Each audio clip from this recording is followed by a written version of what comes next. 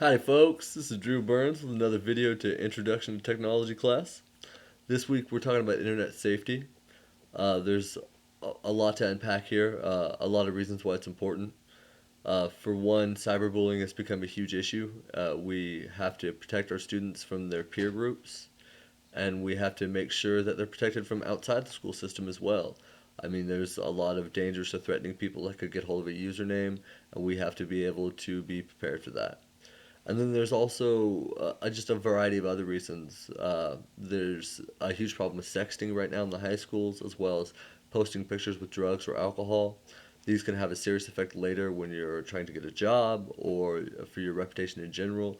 So there's just a lot to let your students know about, and that's how you should implement in the classroom. Step one is to just let everyone know that we've all had these kind of problems, and that if you are having an issue, if somebody is causing you problems, then to reach out because there's help to be had. We should also make sure that we're using IP addresses to follow up on threats and bullying to make sure that we can block these people or at least find out where it's coming from. These are just a few things that we could do in the classroom. Next, we were talking about NetSmarts and the teacher degree program. I think that, yeah, it's a great thing for every teacher to get. Um, Most of it is geared to middle school, but there is some things for high school, including some things on sexting and things of that nature.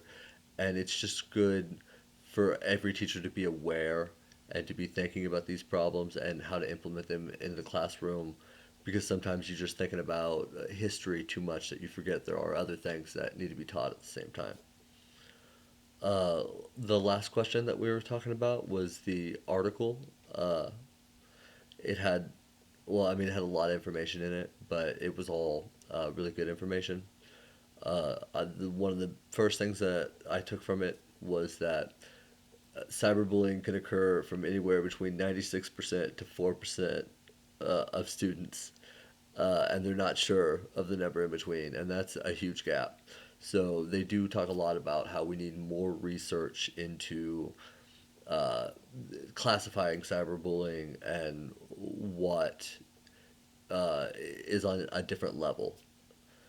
So that I thought was very interesting. It also had a few other interesting points that I thought was really great. It said that one of the best things that we can do is to stop calling it bullying and start labeling it as victimizing, to really hold the impact of what you're doing. It said a lot of schools that did this also implemented uh, different strategies than, let's say, zero tolerance, where everybody is prosecuted to the highest. They do a lot more counseling and talking with people and going to the root of problems and dealing out consequences, but more on a specific level. I think all this was just kind of in the right direction. So I really enjoyed this. It was really educational. Thank you for your time.